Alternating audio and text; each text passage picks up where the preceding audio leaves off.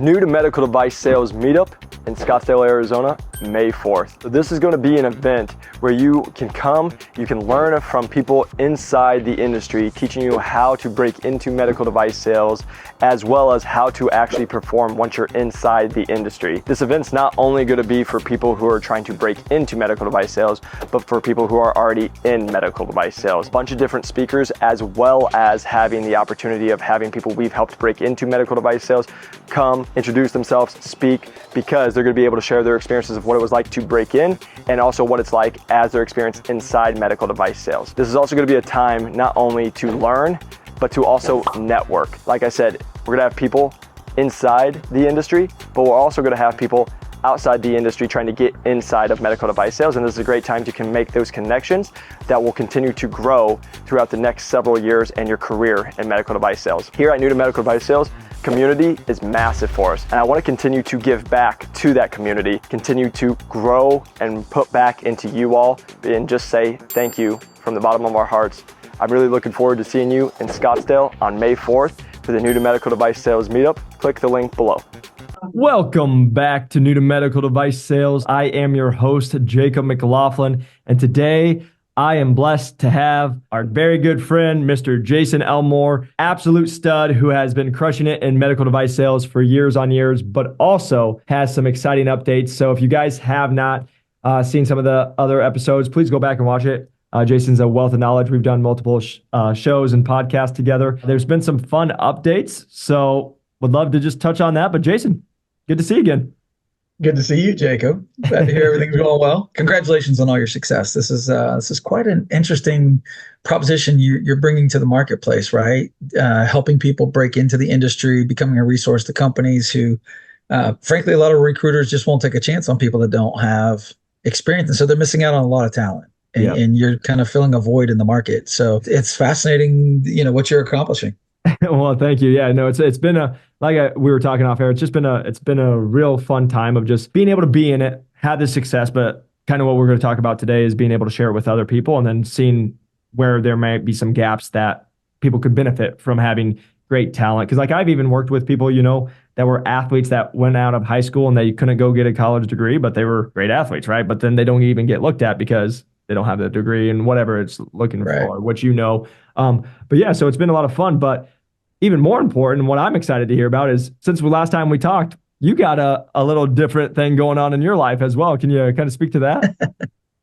Well, been medtech, right, for the last 15 to 20 years. Wrote the book became a consulting company. And then sure enough, the consulting company became a full-time opportunity. So, but then back in November, one of my favorite clients asked me to come on full-time as the vice president of commercial acceleration. And it was such a good opportunity and such a good company. And there's one of those things you'll see this and your people will see this. Being able to be part of an awesome team with full of high caliber people is super attractive. Come on.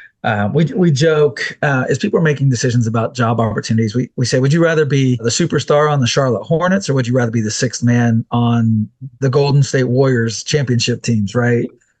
And I would argue anytime you get a chance to be part of a high caliber organization, you should take it. Long story short, there's just a phenomenal opportunity over here. Got the invitation and some friends are here.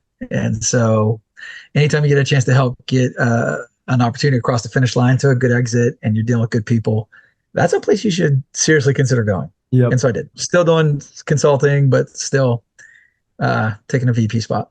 Well, first off, congratulations, much earned. Thanks. What an exciting time. But I do just want to touch on that because you're so right. I had this talk with one of our students. We just got hired in 2 weeks at Stryker, but we talked about the team. And so many people marry the company or whatever it is, but it's the team that you're going with. And like you said, if you can find people, that's what I was very blessed with, especially at Innovis, was being around high caliber people who love what they do, are very good at what they do, but also friends that I was just actually on with my buddy who still works there just an hour ago. And it's just being able to have lifelong friends. It's one of those things I think people miss because it's like when you get around people who are like you and then you actually enjoy being around them because you're going to be there because of work, it just is like this, you almost pinch yourself and you're like, how is this real? How are we able to do this? I had the luxury of being part of a really good high school football program. I was not a D1 athlete, but a number of the people on the team were. And we got a chance to go play at Three River Stadium and go to the finals and go. And it was just this amazing experience to be part of something with these other 10 guys. It was just a thrill of what we were able to accomplish, what I got to see myself do that I would have never been able to do without being part of that team. Yep. At Spyrox, we had a startup. There were 7 people in the field on the commercial organization, just stellar caliber people.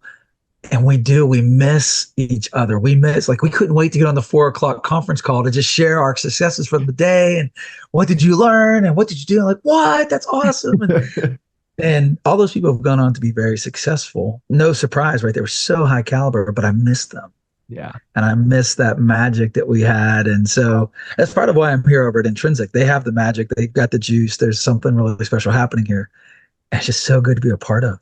You just love it. There's nothing better about that. And then you're doing something you believe. You're with friends that you actually like to be around, and you're all high performers. Which kind of leads me into what we had talked about going over today is like seeking good advice. And the reason we're talking about seeking good advice and mentors is you're someone who's had 15, 20 years, like you mentioned, in this industry. You've worked with a lot of teams. You've seen a lot of good things and a lot of probably not such great things. What I've learned, and we were talking a little bit off air, is, I just had a person who's in sales that is trying to break into med device sales, and they have a brother and a stepfather in med device sales, and their advice was just keep working your sales job and something will pop in your lap. And you and I were laughing and like, that's probably some of the worst advice I've ever heard from any salespeople, because I don't know many people who have quota just fall into their lap. You go make it happen, you do the stuff. There's so many people who will give advice. And there's so many people who will try to tell you what to do, but in a lot of times they're not doing it themselves.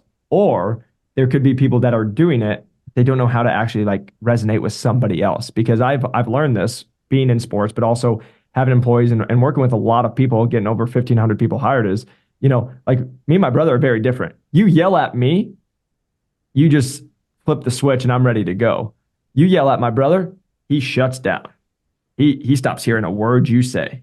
Right. Mm-hmm. And so I just wanted to talk with somebody like yourself who has that experience of being in for 15, 20 plus years, working with sales team, helping growing teams, what you've seen with people that have like really been able to, what advice is worth following and who should you even learn from? And then what that really looks like as a good mentor and where to go to help progress these people's lives. Because that's what I love that who's listening to this is people who are wanting more. They're wanting to get better.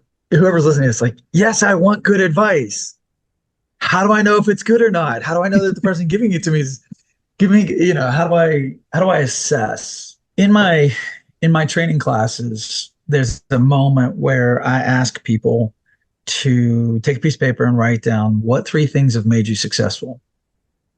All right, how did you get to this point? How did you get in this chair? We hear things like hard worker, passionate, driven, organized, relationships. Anyways, it works out to be a list. And every class, there's usually 1 or 2 things I've never heard before, right? Somebody puts on that list. Like, it's always interesting. But there are a lot of reoccurring themes, and frankly, the things that they put up on there, the traits and the characteristics are super important. They're all valuable. You have to be driven. You have to be passionate. You have to be customer oriented. You have to be goal oriented. Like, those are legit. That makes sense. But then I always ask them, if I put somebody in the car with you for 3 days, could you transfer any of those to the other person? Is anything you just said transferable? And it's amazing because usually that list, like none of it. Yeah. Right. You can't transfer drive to the person in the car with you. You can't transfer, truly you can't transfer ethics. Either they have it or they don't. Anyways, most of those traits and those characteristics that go on that list are not transferable. And this is very problematic to your point. If you're successful, but you can't articulate what's making you successful, and you can't transfer it to other people who are desperate to copy what you're doing, that's problematic. It's going to create pockets of success, which destabilize organizations. It's going to make you less valuable. And hear me clearly, I appreciate humility. I really do. But not now. This isn't the time to say, well, I'm just working hard and every squirrel finds a nut. And like, no, people are desperate to know what's making you successful and how you're doing it because they want to copy it. Yes. And leaders and organizations need to copy it and sprinkle it. As you're thinking about advice, as you're thinking about advisors, as you're thinking about mentors, really it's important that they are able to articulate clearly what matters and that makes the difference between success and average. And that usually leads to leadership opportunities. So usually you don't rise, you shouldn't rise into leadership if you can't really articulate. Right now, for you and for me at this point in our careers, we're getting paid for pattern recognition. So you do want to look for that in a mentor. Like, does this person have that ability?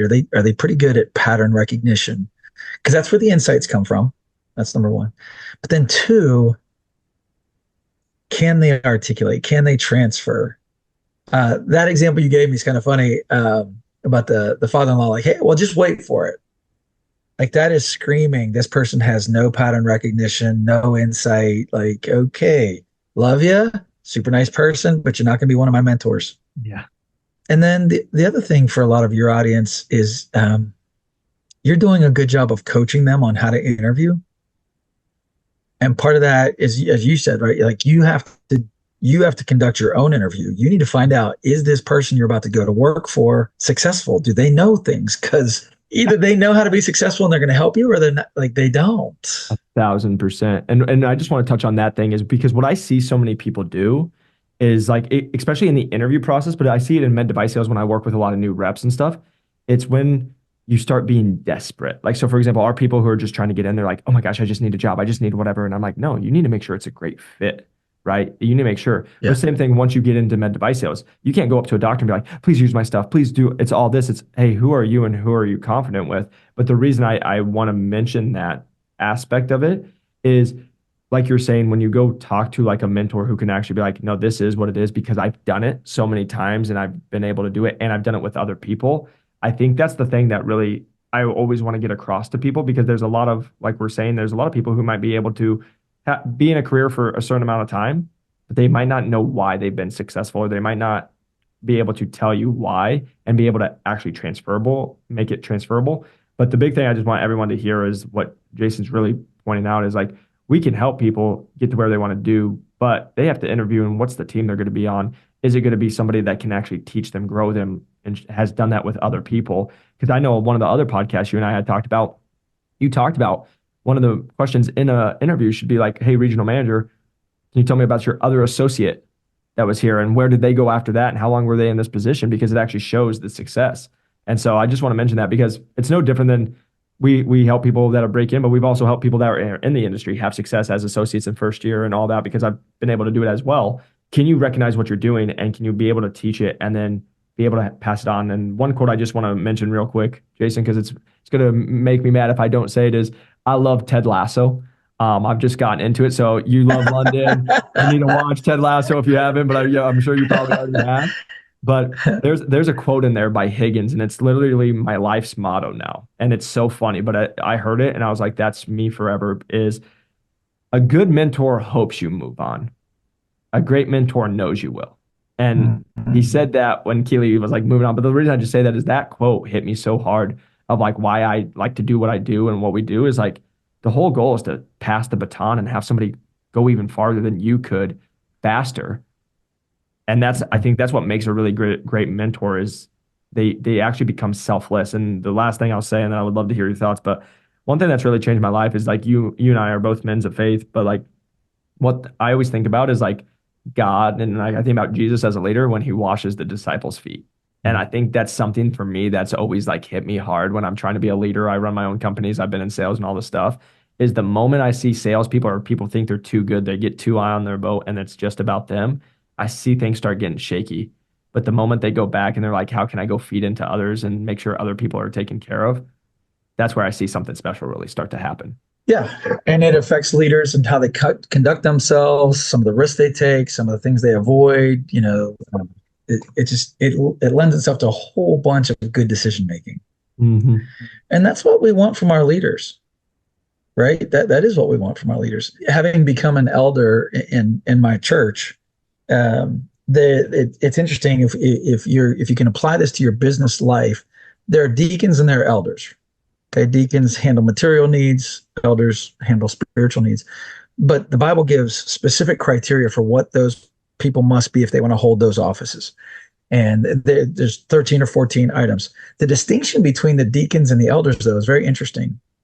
To be an elder, you have to have two qualifications that the deacons do not have to have. An elder has to have the gift of hospitality and the ability to teach.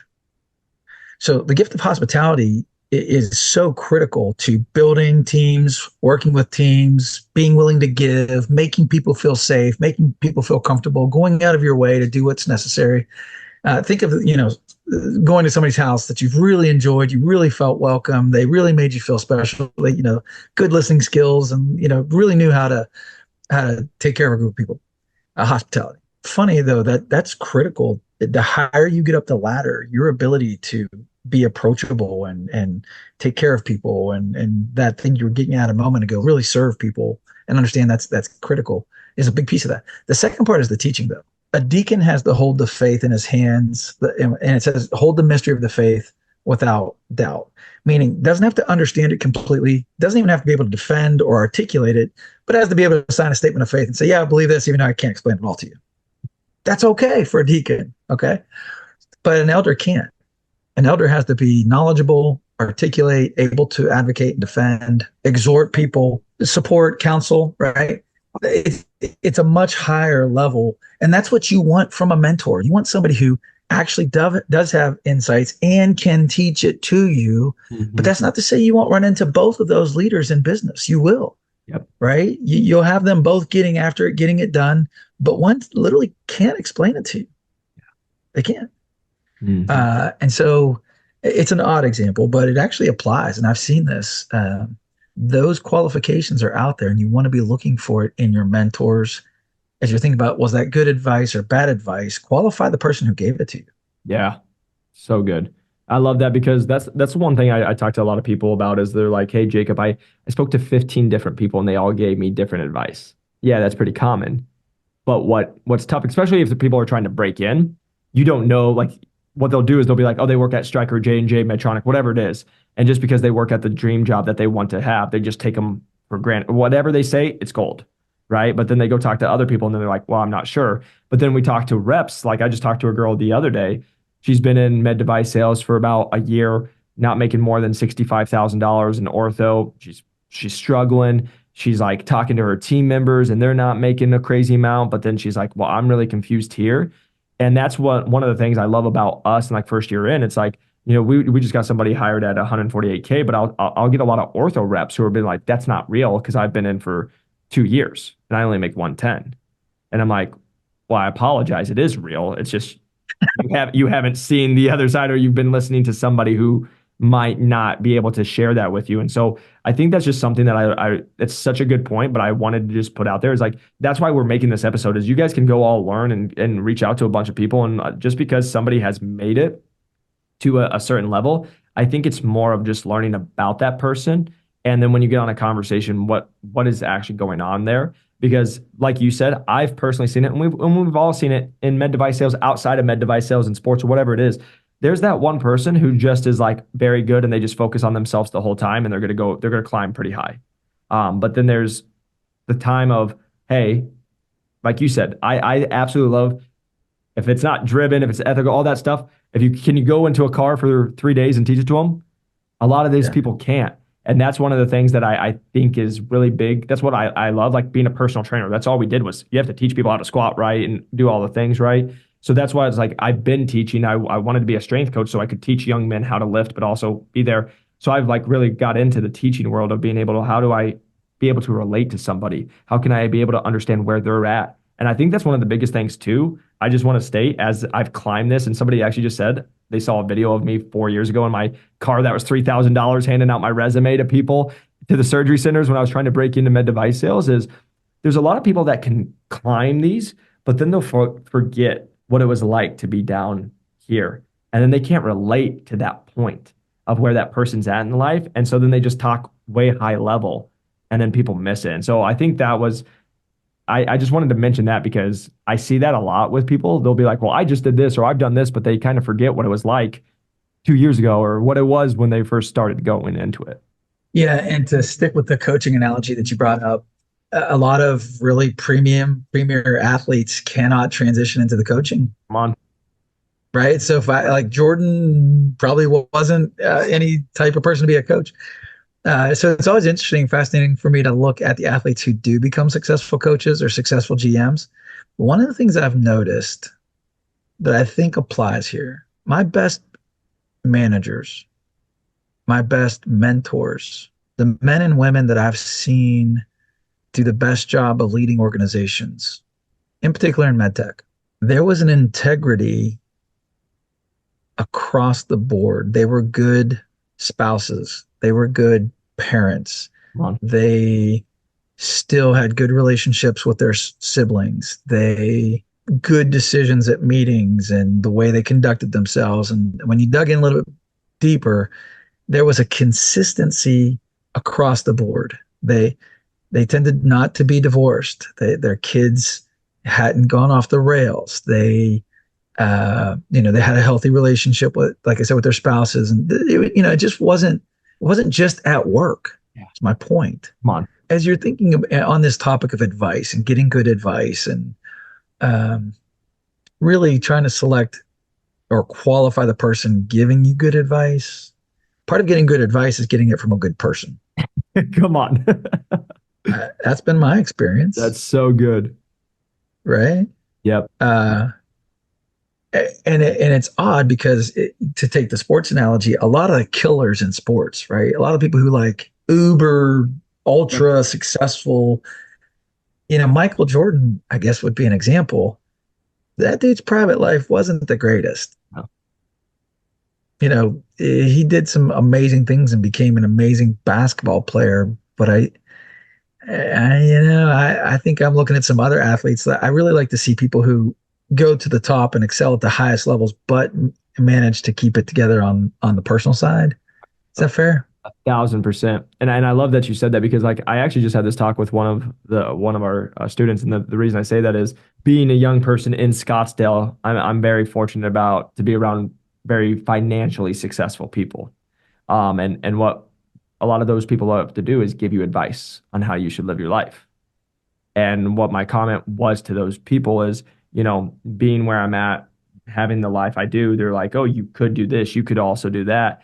But like what I'll sit here and tell you is everyone's going to tell you how you should live your life or how they want you to, because they're not doing it. But the reason I'm saying that is like, I've always said this, if they're very successful, like millionaires, I'll take financial advice or I'll take business advice from them.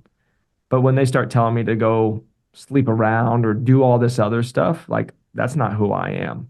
And I don't want to be that advice. And so it's like what you're saying is like, there's people I feel like we can always be learning from.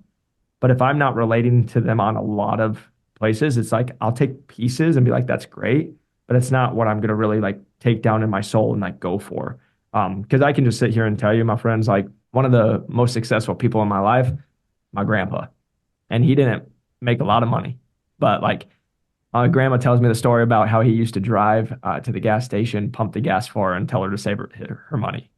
And like that every time gets me like. And so what I've just learned is so many times people will just put like success with money. But like, what's the success of actual life? And I love that you said that. Yeah. Well, if our audience needs some advice, right? You and I have enjoyed some of the people who've reached out who have said, "Hey, really enjoyed the podcast," but have taken us up on our offer. Like, we will take your call. We will talk to you. Yes. So if we can be of help, please give us a call. We really appreciate the feedback on the podcast and some of the topics we've been able to cover, and I'm glad that it's helping. Yeah, and thank you for listening to us, everyone. Again, we just want to continue just to provide value to you all because again, it's one of those things is it's great to have success, but why not share it with other people and have you guys win at your own life too? So I really appreciate you all taking the time. If you haven't, please go check out Jason on LinkedIn and Elite Execution website. Because he does a lot of consulting. I will just say he is very busy now, but but he does make time for you all. And again, feel free to reach out to us. Jacob McLaughlin, new to medical device sales on LinkedIn. But Jason, I just want to say thanks again once more for taking time out of your busy schedule to join us. Absolutely. It's good to talk to you. Take care. Yeah, good talking to you. And if you guys can, press that like and subscribe button. A 5-star review helps us grow this channel. If you guys are interested in breaking into medical device sales, please feel free to click the link below, and we will see you on the next one. Peace.